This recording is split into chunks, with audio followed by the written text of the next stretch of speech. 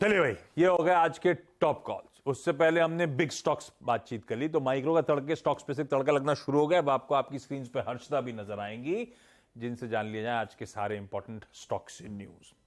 अच्छा, stocks in news में पहले दो इंपॉर्टेंट रिजल्ट्स थे जो कीनली अवेटेड थे। एक तो फ्राइडे को इंतजार था बंधन बैंक के नंबर्स का, और सैटरडे को आने थे बड़े एवेन्यू सुपरमार्ट के नंबर्स। पहले बंधन बैंक। हर्षदा, नंबर्स कैसे रहे बंधन के? यहाँ पर प्रेशर देखने को मिला है, जैसे आप लोग मेंशन भी कर रहे थे। ब्याज से आय में करीब 1% तक की गिरावट है। 2490 करोड़ के आसपास का यह आंकड़ा आकर रह गया है, जहां पर एक्सपेक्टेशन थी कि 2570 करोड़ के ऊपर की डिलीवरी आएगी। आप प्रॉफिटेबिलिटी के लिहाज से भी देखें तो लगभग 19% का ड्रैग है। 721 करोड़ का मुनाफा कंपनी ने पोस्ट किया है। 761 करोड़ के आसपास की एक्सपेक्टेशन थी। वहीं अगर आप एसेट क्वालिटी का हाल देखेंगे तो ग्रॉस एनपीए 4.87% से बढ़कर 6.76% पर है, और नेट एनपीए में भी हमने देखा है इजाफा आता हुआ दिखाई दिया है, जो एक अच्छा संकेत नहीं है। मार्जिन्स में कोई बदलाव नहीं, 7.3% के आसपास एकदम फ्लैट है मार्जिन्स।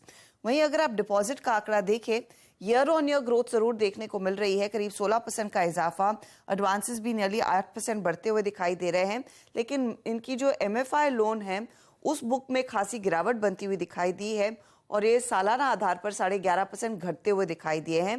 कासा रेशियो जो 43% के आसपास था, घटकर 36% पर आ गया है।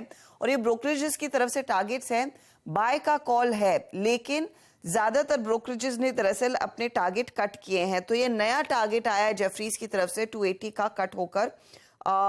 सीएलएसए ने 290 का टारगेट दिया है, वहां पर भी कटौती है।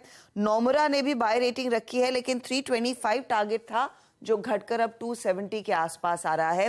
तो सभी दरअसल ब्रोकरेजेस ने यहां पर अपने टारगेट्स घटाए हैं। बिल्कुल, लेकिन स्टॉक ऑलरेडी 200 पिटा हुआ है। 220 221 वाला है, जैसा मैं कह रहा हूँ। और आज मुझे लग रहा है कि जैसे अगर आप आज शॉर्ट करेंगे तो फंसने का रिस्क है यहाँ पर।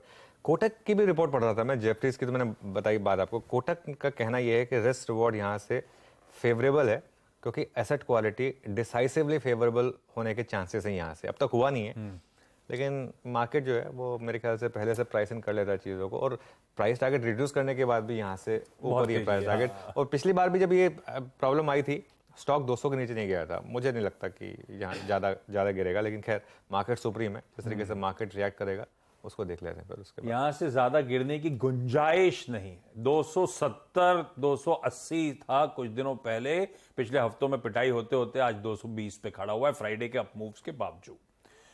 अच्छा, इसमें जो दिक्कतें थी उसमें स्लिपेजेस जो बड़े हैं वो ज्यादातर सब मानते हैं कि वन टाइम एडिशन है, क्योंकि कंपनी ने कह रखा है कुछ नॉर्म्स चेंज हुए थे, उसकी वजह स्लिपेजेस एलिवेटेड हैं, पर बढ़िया कवरेज है, सफिशिएंट है। खैर, नंबर्स वीक हैं, एसेट क्वालिटी खासतौर पे डिटोरिएटेड। मानस बहुत पैनी नजर रखते हैं बंधन बैंक पे, कई बार ट्रेड्स के थ्रू राइट कराया है बंधन बैंक को beautifully.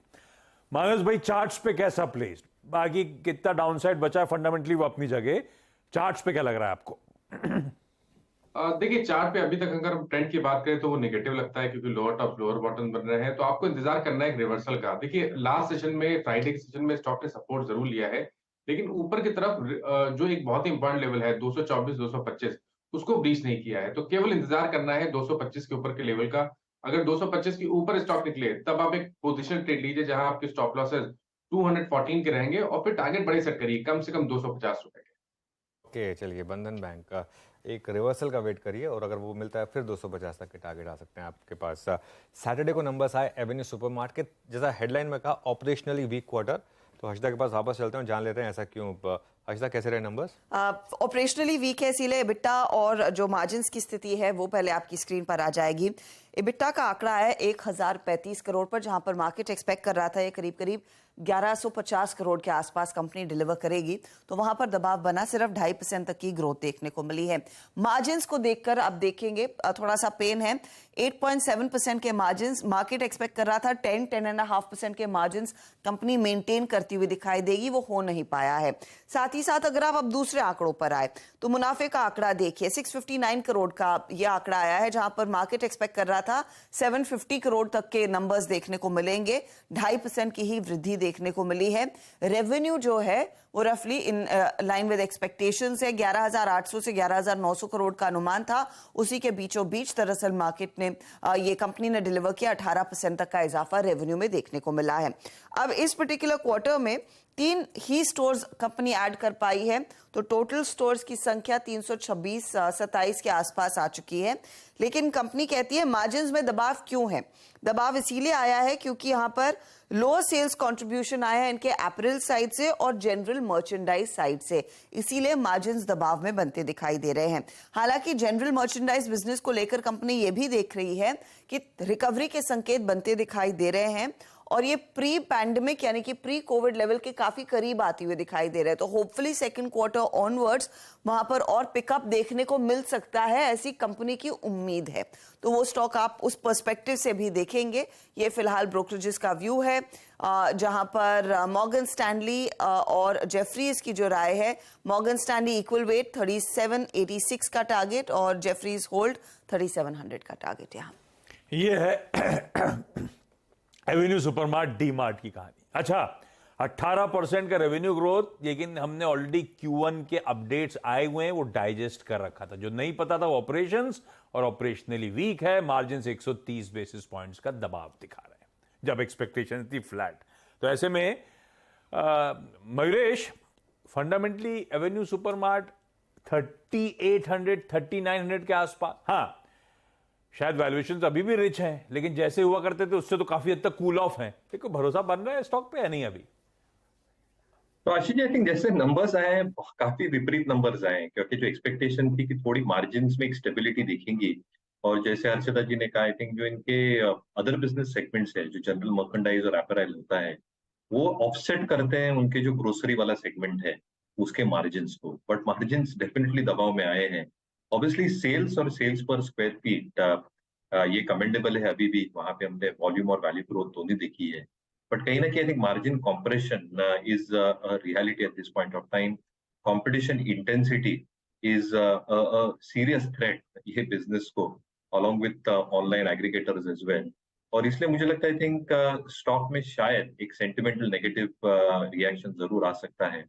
Valuation as you are pointing out Ashish ji अभी भी रिच है, तो मुझे लगता है आई थिंक क्या जस्टिफाई कर पाएगी company, and the company can only justify this by showing a compounded growth every passing quarter, जो शायद आ नहीं रही है। तो मुझे लगता है आई थिंक दबाव ये स्टॉक पे बरकरार, दबाव बरकरार रहेगा। ओपनिंग होने देते हैं डी मार्ट की, उसके बाद टेक्निकली व्यू क्या बन रहा है उस पर भी आ जाऊंगा। ये तो 2 इंपॉर्टेंट रिजल्ट जिस पर रिएक्ट करना था।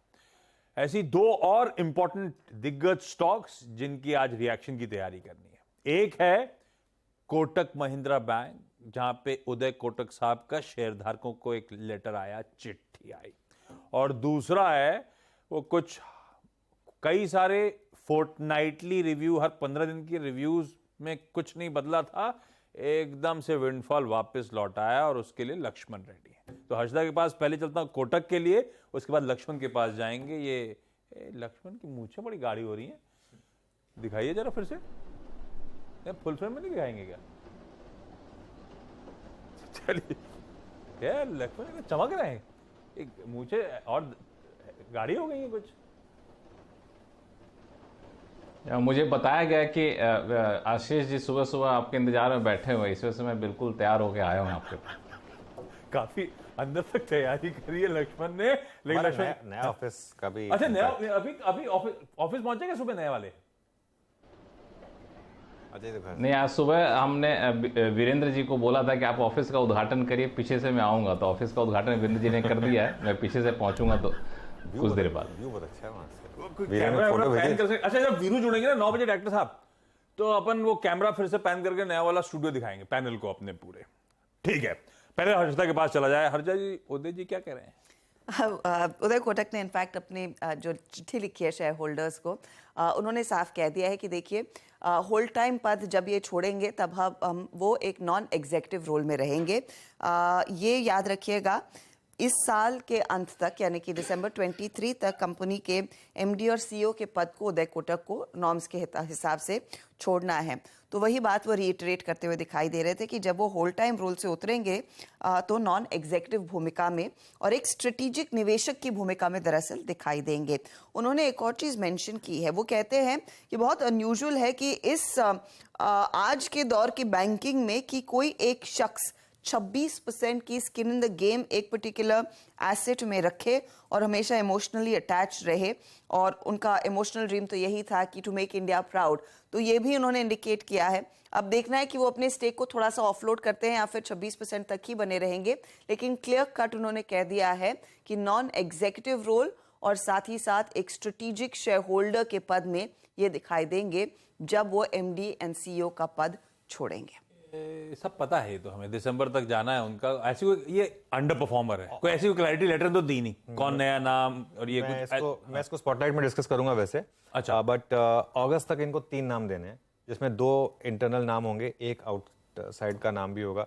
केवीएस मनियन में सुना है कि शायद फ्रंट रनर है, लेकिन ये मतलब स्टॉक यहाँ से अंडर परफॉर्मर रहने वाला है कुछ टाइम के लिए। अंडर परफॉर्मर था, अंडर परफॉर्मर रहेगा। अनयूजुअल है, स्किन इन द गेम 26%, ये रिडक्शन की बात की तरफ इंडिकेशन दे रहे हैं क्या?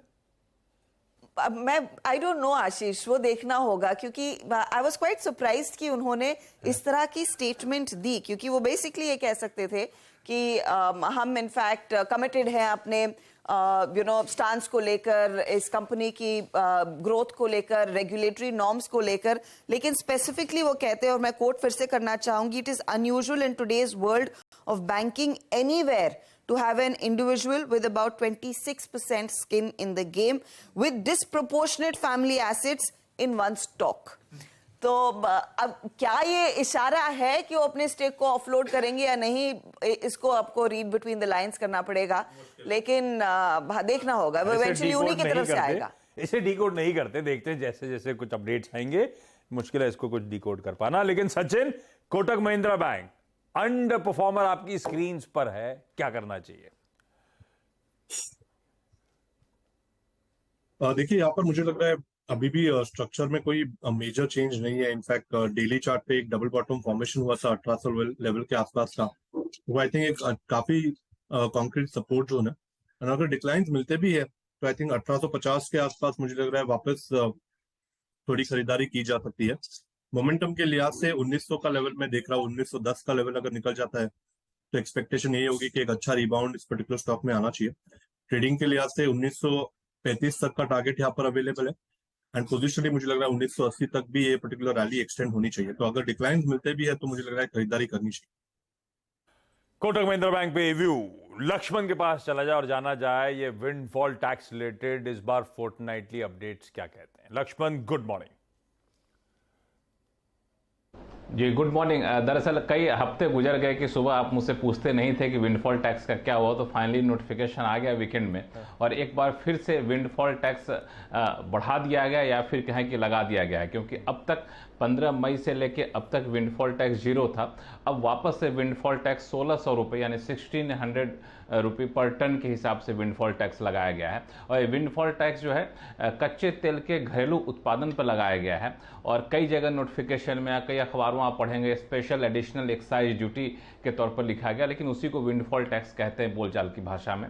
और ख़ास बात यह है कि सिर्फ क्रूड ऑयल के प्रोडक्शन पर लगाया गया है, और डीजल, पेट्रोल, एटीएफ, इस पे जो ड्यूटी लगती थी वो पहले से 0 कर दी गई थी, वो अभी भी 0 है, उसमें कोई छेड़छाड़ नहीं किया गया है। और इसके पीछे सबसे बड़ी वजह कच्चे तेल की जो चाल है वो देखें अगर आप, तो जब विंडफॉल टैक्स 0 किया गया था उसके बाद से देखें तो जून के महीने में कच्चे तेल की कीमतें $70 से नीचे कुछ 6 दिन तक रहे, उसके बाद 70-71 तक घूमता रहा। लेकिन अचानक से जुलाई के बाद देखें, 3 जुलाई के बाद से 70 क्रॉस किया तो 72, 73, 74, $70 तक जा चुका था। तो इसको आधार बनाते हुए, पिछले 15 दिन की कीमतों का आधार बनाते हुए कच्चे तेल पर विंडफॉल टैक्स लगाया गया है।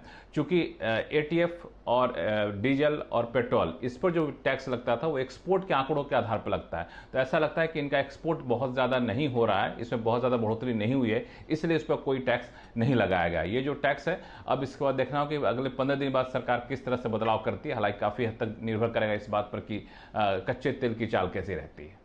ओएनजीसी दिखाइए स्क्रीन पर। बहेती साहब, ओएनजीसी चार्ट्स पे कैसा प्लेस्ड? जी आशीष जी, चार्ट्स पे तो काफी स्ट्रेंथ दिख रही है ओएनजीसी में, और स्टॉक ने अपने अभी रिसेंट सारे हाइज को निकालते हुए ऑलमोस्ट 52 वीक हाई पे ट्रेड कर रहा है। बट हमें लगता है कि थोड़ा सा कॉशियस रहना चाहिए इन लेवल्स पे। इन लेवल्स पे खरीदारी की सलाह नहीं रहेगी ओएनजीसी में। अगर कोई डिप आता है तो जरूर उसमें एक पोजीशन बनाए। जिनके पास लॉन्ग है वो करीब करीब 167 का एक स्ट्रिक्ट स्टॉप लॉस इसमें मेंटेन करे, और थोड़ा सा आज वेट एंड वॉच करे इस स्टॉक पे। अच्छा, इस बीच अपडेट आया है, हांगकांग में तूफान के कारण आज के बाजार बंद रखने का फैसला आया है। तो आज जापान के बाजार तो छुट्टी एंजॉय कर रहे थे, हैंग सेंग भी बंद कर दिया गया है। हर्षदा, क्विकली सारे रिजल्ट्स। जस्ट डायल, जहां पर हमने देखा है धीरे धीरे करके कंपनी का प्रदर्शन बेहतर होता हुआ। तो लॉस जो था पिछले बारी 48 करोड़ का, वो प्रॉफिट में आ गया है। 83 करोड़ का प्रॉफिट है। रेवेन्यू में 33% का इजाफा, 247 करोड़ का रेवेन्यू। इबिट्टा 8.4 करोड़ से बढ़कर 36 करोड़ पर, और मार्जिन 4.5% से बढ़कर 15% पर आया है। एक्टिव पेड कैंपेन्स में इजाफा देखने को मिल रहा है, और कलेक्शंस करीब करीब 260 करोड़ के आसपास के हैं। तो ये इनफैक्ट जस्ट डायल नंबर्स में बेहतरी देखने को मिल रही है। सीसीएल प्रोडक्ट्स का भी परफॉर्मेंस अच्छा है। मुनाफा करीब 15% ग्रो होकर 60 करोड़ पर आया। रेवेन्यू में 29% तक की वृद्धि है, 655 करोड़ का रेवेन्यू। इबिट्टा में 20% तक का इजाफा है, 106 करोड़ का आंकड़ा, और मार्जिन्स थोड़े से नरम रहे हैं, 17.4% से घटकर 16.2% पर आते हुए। जेएसडब्ल्यू एनर्जी का हालांकि प्रदर्शन खराब दिख रहा है। मुनाफे में 48% तक की डी ग्रोथ देखने को मिल रही है, गिरावट आई है, 290 करोड़ का आ गया है मुनाफा। रेवेन्यू थोड़ा सा फ्लैट है, 3.3% की गिरावट देखने को मिल रही है, लेकिन इबिट्टा में इजाफा है 19% का, 1222 करोड़ के आसपास का आंकड़ा, और मार्जिन्स बड़े हैं, 33 करोड़ के परसेंट के मार्जिन्स 41% के आसपास आते हुए दिखाई दिए। फाइनेंस कॉस्ट कंपनी का बढ़ा है, 486 करोड़ पर आया है, और इंटरेस्ट कॉस्ट दरअसल मित्रा के जो हैं वो सबसे ज्यादा बढ़ते हुए दिखाई दे रहे हैं। कैपेक्स पे इन्होंने ज्यादा खर्च किया है, तो इसका कुछ इम्पैक्ट है। रैलिस इंडिया का प्रदर्शन खराब है। रेवेन्यू में 9% की गिरावट, 782 करोड़ के आसपास का रेवेन्यू। मुनाफा 67 करोड़ से घटकर 63 करोड़ पर आ गया, 6% का डिक्लाइन। मार्जिन्स में हालांकि थोड़ी सी 1% की वृद्धि देखने को मिल रही है, और इबिट्टा पर अगर आप ध्यान देंगे तो वहां पर भी 3% का डिक्लाइन है। तो प्रेशर रहा है इस बारी। रैलिस के नंबर्स थोड़े से निराशाजनक है। केशोराम इंडस्ट्रीज के नतीजे जो आए हैं उसमें रेवेन्यू में 12% की ग्रोथ है, लगभग 1000 करोड़ के आसपास का रेवेन्यू। इबिट्टा ज्यादा बेहतर आपको कर दिखाई देगा, वहां पर 46% का इजाफा है, 105 करोड़ का इबिट्टा। मार्जिन 3% से बढ़कर 10.5% पर आए हैं, और नेट लॉस जो 61 करोड़ के आसपास था वो घटकर आया है 32 करोड़ पर।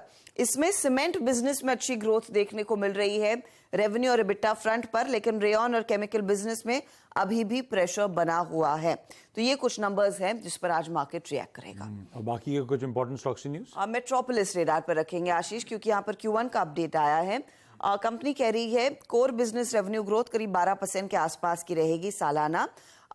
Total revenue from operations Q1 में तो मार्जिनली नेगेटिव रहेगा, क्योंकि कोविड और B2G कॉन्ट्रैक्ट्स अलग हो गए हैं अब। कोर वॉल्यूम ग्रोथ जो है वो 13% के आसपास आएगी, और रेवेन्यू पर टेस्ट कोर बिजनेस के लिए करीब 3% बढ़ा है। यहां पर कंपनी कह रही है B2C में 12% तक की ग्रोथ, और प्रीमियम वेलनेस सेगमेंट में 23% तक का इजाफा देखने को मिल रहा है। इसके अलावा पावर ग्रिड रेडार पर रहेगा। बोर्ड ने अप्रूवल दे दिया है एडवांस मीटरिंग इंफ्रा प्रोजेक्ट्स के लिए 4000 करोड़ से ज्यादा का खर्च होता हुआ दिखाई देगा, और एक revised investment proposal pilot data centre जो मानेसर सबस्टेशन में आएगा उसमें 700 करोड़ रुपए खर्च करेंगे। M&M ने दरअसल एक टाई अप किया है NXP के साथ, जो सेमीकंडक्टर का एक लीडर है। कनेक्टिविटी सॉल्यूशंस और एम्बेडेड एप्लीकेशंस दरअसल ये कंपनी करती है। तो दोनों कंपनियां मिलकर इलेक्ट्रिक कनेक्टेड व्हीकल लैंडस्केप पर काम करेंगी। यूटिलिटी व्हीकल से लेकर LCVs, farm equipment, tractor business में कामकाज होता हुआ दिखाई देगा। लुपिन की एक इकाई को US FDA की तरफ से अप्रूवल मिला है, मेंटल इलनेस के लिए कुछ दवाइयां ये बनाएंगे। नेस्ले को अप्रूवल मिला है, 894 करोड़ का इन्वेस्टमेंट ये करने वाले हैं। फूड प्रोसेसिंग यूनिट में उड़ीसा में लगेगी। करूर व्यासा बैंक, अनुज मेंशन कर रहे थे, MD CEO को 3 साल का एक्सटेंशन मिला है।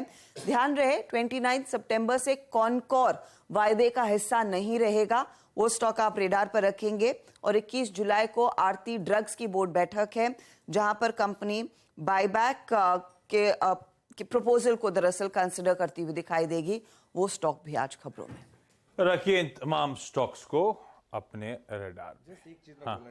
मैं एक्चुअली उस तब सीएनबीसी टीवी 18 पर चला गया था, वो जो मुझे सुबह वहाँ पर व्यू देना होता है। वो जो आपने कोटक की बात कर रहे थे ना कि वो जो स्किन इन द गेम, और वो बात कर रहे थे कि क्या क्या वो 26%। उदय कोटक जो गुस्सा है वो बेसिकली ये कह रहे हैं कि ये इतना अनयूजुअल है कि इतना मतलब उनको ये रूल पसंद नहीं है कि उनको जबरदस्ती आप रिड्यूस करो, या फिर उनको बोला जा रहा है कि आप ये पद छोड़ो। बेसिकली आपको याद होगा वो आरबीआई को कोर्ट भी ले गए थे, पहले बैंकर थे जिन्होंने रेगुलेटर को कोर्ट ले गए थे। तो वो उनके मन की भड़ास निकल रही है बेसिकली, और कुछ नहीं है ये। वो उनको मतलब वो कितना एक, जैसे मैं आपको एक कहानी बताता हूँ आशीष, जब 2004 की बात है ये, तब उस समय हमारे 3 केस थे, उदय कोटक, निमेश कंपानी और हेमेंद्र कोठारी। उस समय ये तीनों के तीनों का एक जॉइंट वेंचर था। डीएसपी मैरिल लिंच का जॉइंट वेंचर था, जीएम का मॉर्गन स्टैनली के साथ था, और उदय कोटक महिंद्रा बैंक का गोल्डमैन सैक्स के साथ था। उस समय इन तीनों के तीनों फॉरेन बैंक्स का यहाँ पर स्टेक हुआ करता था। एक रूल आया कि अब ये स्टेक नहीं हो सकता, तो मतलब किसी भी फॉरेन बैंक का स्टेक इस तरीके से नहीं हो सकता। तो जेएम ने अपना स्टेक भेज दिया मॉर्गन स्टैनली को, हेमंत कोठारी ने अपना स्टेक भेज दिया, हेमंत कोठारी ने अपना स्टेक भेज दिया इसको, डीएसपी को। उदय कोटक ने अपना स्टेक बेचा नहीं, गोल्डमैन का स्टेक ले लिया, और वहां से देखिए कोटक महिंद्रा बैंक क्या भागा है। वो उन्होंने 2004 में भांप लिया था कि ये जो देश है ये इस तरीके की तेजी दिखाएगा। ये उदय कोटक का, मैं पिछले 20-25 सालों में जो इंडिया में सबसे स्मार्टेस्ट एंटरप्रेन्योर रहे हैं वो उदय कोटक रहे हैं। तो इसके लिए उनको इस चीज की हल्की सी खींच है कि ये एक जबरदस्ती एक रेगुलेटरी नॉर्म की वजह से इनको करना पड़ता, और कुछ नहीं। चलिए भाई, एक काम करा जाए, इस नोट पर मुनाफे की तैयारी को समेट रहा हूं। शुरुआत पहला सौदा की कर दी जाए।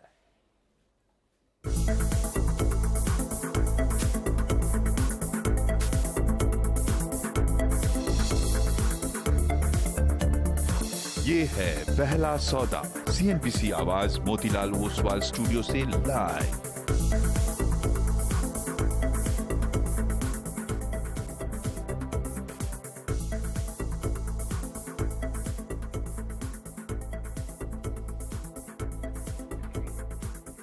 सीएनबीसी आवाज मोतीलाल ओसवाल स्टूडियो में आपका स्वागत है। मंडे मॉर्निंग तैयारी हो रही है पहला सौदा की, और 1 मिनट बचा है प्री ओपन में। वीरू को भी लेकर आते हैं स्क्रीन पर। और अब तक हमारा ऑफिस बहुत शानदार है, लेकिन अब दिल्ली ऑफिस भी वीरू ने टक्कर देने की कोशिश। देखिए वीरू क्या चमक रहे हैं। Veeru good morning. इन्होंने 2 एक्स्ट्रा लाइट लगवाई है सामने जानबूझ के। गुड मॉर्निंग अनुज, गुड मॉर्निंग, गुड मॉर्निंग अनुज, गुड मॉर्निंग आशीष। टक्कर तो नहीं, भाई भाई है, दिल्ली मुंबई ऐसी बात नहीं है। बस ये है कि हाँ, मतलब अब एक्सप्रेस पे हैं और विहंगम दृश्य है, दृश्य बड़ा है, स्टूडियो बड़ा है, ये न्यूज़ रूम काफ़ी बड़ा है, इंटीग्रेटेड न्यूज़ रूम है। सीएनबीसी आवाज़, सीएनबीसी टीवी 18, मनी कंट्रोल सब इकट्ठे बैठे हैं, तो अच्छा लग रहा है अनुज। पर हाँ, व्यू बहुत अच्छा है, स्टूडियो काफ़ी बड़ा है। 12th फ्लोर पर बैठा हूँ मैं इस वक्त।